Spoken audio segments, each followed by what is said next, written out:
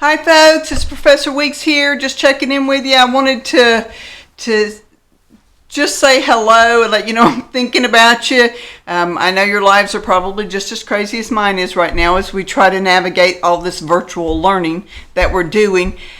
But I did want to remind you that my email address is there for you folks. I'm monitoring email very closely, so if you have a question or a concern, something that I can help with, please reach out to me via email. I have had some folks have a little bit of problem with being able to hear the audio inside of lectures. It's one of the reasons why I'm doing this video this way today for today's lecture, or to give you these class notes, is that I wanted to see, I'm just trying out some things. It does appear that the problem is happening more with Chromebooks than anything else. So if any of y'all know a secret about Chromebook, the students can see the slideshow just fine, but they can't hear the audio. So if you know any tricks about that, you could share that information with me, because I'm trying to be helpful, but I'm not your IT person, but I do want you to be able to hear the lectures. Okay, just a few notes that I wanted to give you. As I'm recording this for you folks, this is, what is this? This is Friday morning before Labor Day weekend. We still have one full week after this in Unit 1 in our class, and you've got that first reading list to cover for Unit 1, and there is a reading journal expected in there. You've got your discussion board requirements, and that means you've got to get in there, put up some kind of primary post, your thoughts on whatever the topic is, and then you need to respond to at least 3 of your peers. And that's going to be the way we're going to manage that all semester long. And did you hear me say at least 3 of your peers? So, you know, feel free to respond to more. But that's what I'm looking for. That's the minimum number to make you eligible to earn the most points for that assignment. The quiz that's going to be there, I want to say one little thing about the quiz. The quiz is for me, folks, or sort of a study tool for you. And it works several ways. First of all, you're going to see some questions, some short answers. It's all short answer. You're going to see some short answer questions that you may see again on the exam. So in that way, it's kind of a study guide. You'll get a feel for what the questions read like and what the answers are going to be like. The second thing is it will have the timed element that will also occur on your exam when we get to exam 1, which won't be until after October 5th.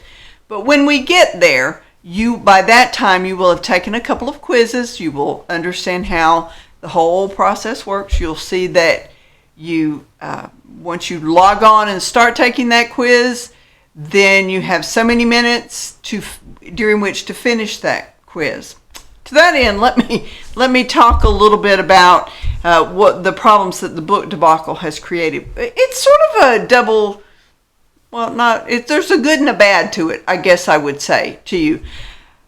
When I double checked on the book a couple of weeks ago, or a couple of weeks before school started, I double checked all of my books for all of my classes to make sure that the correct book was in there, and it was. They can't explain to me why they didn't get in touch with me, why they just chose to change what book I was going to teach, why they had not tried to get used copies of my books for you.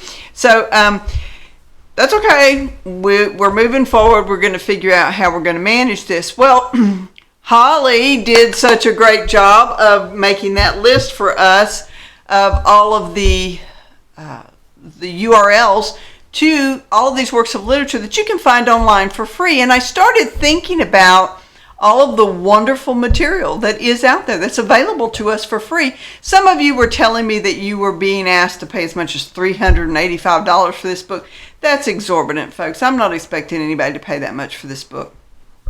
But those quizzes I was just talking about and the exams that I'm talking about, in my class, those are open note quizzes. You can take notes. They're open book, open note. You can take really good notes as you're reading, and I'm going to suggest a protocol that you should use. What I would do is take a sheet of paper, and in the upper right-hand corner, I would write the literary period that we happen to be in as you're studying this. And of course, all this first literature is the colonial period. So you're going to write the literary period. Then on the left-hand side, I would put the writer's name, and then the dates during which they lived, and then the title of the work that we studied, and then some points from that work, characters' names, some insight, some particular concept that's being discussed, some idea that's being presented through the work, maybe some kind of summary for yourself. If it's a poet, then you may have the names of the titles of several poems on there. And if you did one sheet per page with all of your writers and then had them in your notebook, and then you're taking an open note quiz, it's pretty easy for you to flip through and find the information that you need to find. So, having a look at those things, and then I'm also going to try to add, I'm going to do a better job on the lecture side to cover sort of the historical information about the literary periods in lecture, so that maybe that will be helpful to you as well. But I want to say a little bit about the particular writers that we're studying in this colonial period. Really important to remember, because the course that we're taking is called Major American Authors. Well, these folks, many of these folks are American in the sense that they're living in the Americas at the time, but there was no United States of America at this point. What we have is all these disparate cultures coming together, people coming into this country, coming to this continent for all these different reasons. So you've got the fur traders that, many of them were French, some Dutch. You have the Spanish were looking for gold. We've got, in the Fountain of Youth and all of those things. You have many of the people from the British Empire. Remember, this is the time period during which the sun never set on the British Empire, because there were British colonies all around the world at this point. And this continent happened to be, in part, a chunk of this continent happened to be British colonies during this time. What's interesting about the British colonists, and I've always been intrigued by the fact that we speak English in this country. We don't speak French. I suppose we do if we're very talented language students, but it's not our national language, nor is Spanish our national language. Even though all the Portuguese were here, the Dutch were here, why English? Why is it that English do? Well, one theory is, and I think it's a very good one, is that the folks who came here as part of the British colonies, many of them were coming for religious freedom. They were coming to avoid religious persecution.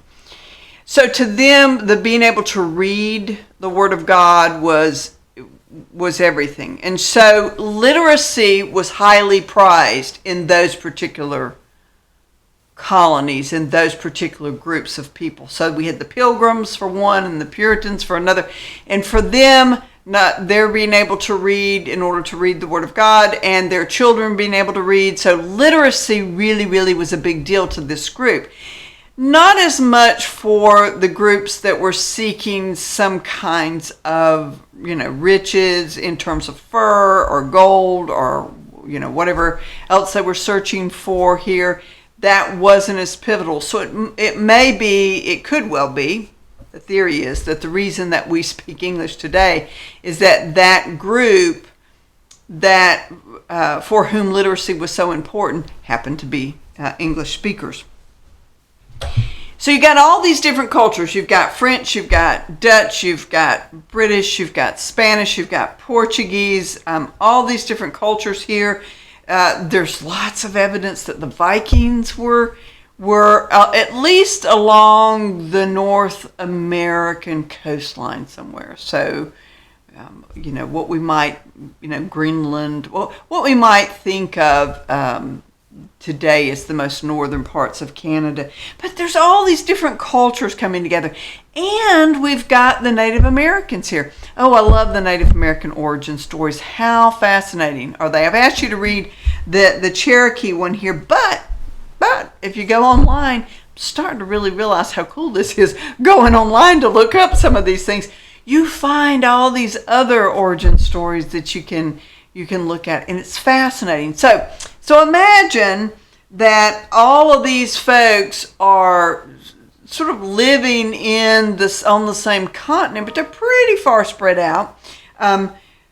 So that, and we don't have great transportation. Like we're not you're not running to the airport and jumping down, going down to New Orleans to see the French Quarter, to see your French buddies that are there. You're not doing that during this time period. So there would have been isolated within certain pockets. But ultimately, by the time you get to the end of this, the last of the reading that's in this first unit, you're getting to Thomas Paine and Benjamin Franklin and Thomas Jefferson, and you're getting to some of those early documents that really start to lead this to being a country that is starting to take some very, very slow, rather halting steps to developing a national identity. So why do we read the literature? We read the literature to try to learn something about what was it like for these people living during this time with these particular belief systems and these particular cultural traditions. All of those things are at work. What were their dreams and aspirations? What were they afraid of? What form did their language take? It's really, really pivotal. During the course of this particular reading block that you're doing, folks, you got that big change that happens, which is that the printing press changes everything. So it's not in existence when the first writings that you're reading. It wasn't in existence there. It comes in existence. It's so powerful in terms of disseminating information. I sometimes wonder if it felt to them the way we all must feel because of all the information that we can gather on the internet. It might have been as big a change, as pivotal a change as the internet is in terms of bringing the world together. Certainly in terms of bringing the colonists together was this ability to print these essays and these pamphlets and these sermons and disseminate them amongst all the colonists. That a very, very empowering kind of thing to do. So, all right, folks, I don't want to keep you too long here. My main reason for even doing this was to come in and say, I'm thinking of you. I'm here if I can help in any way. Please don't go out and spend an arm and a leg for this book. If you aren't able to find it at a relatively reasonable price, then we will find a way to just keep working with accessing these things online. Once again, shout out to Holly for looking up all of these URLs for our entire reading list for Unit 1. And if you haven't found it yet, folks, she put it on the discussion board under the Let's Talk forum, so you can find the thread there. And a shout out to Drew for getting the discussion board up and running. I want everybody in there putting in your 2 cents, having a say. Let's really start to spend some time thinking. Let's not just react to the literature. Let's really try to spend some time thinking about these people and what their lives must have been like, and what their hopes and dreams were, what their fears were. Try to get a sense of who they were, and what were the big issues of the day. So I really appreciate Drew getting us started there, folks. I want you to get onto it now.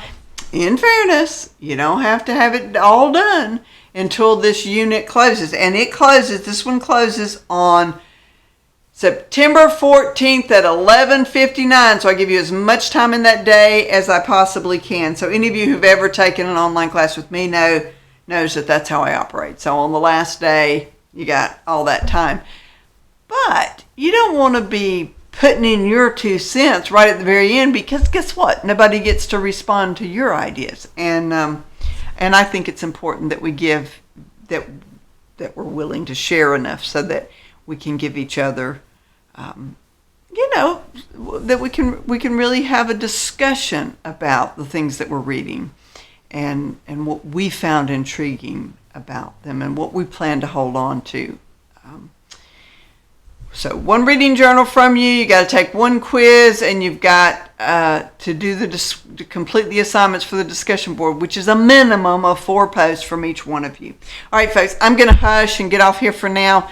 Just want you to know I'm thinking about you. Shoot me an email if I can help with anything. We're going to get through this semester. I just know we are. If you're living on campus, if you've already moved back onto campus, let me know. I'm intrigued. Put it in our Let's Talk forum.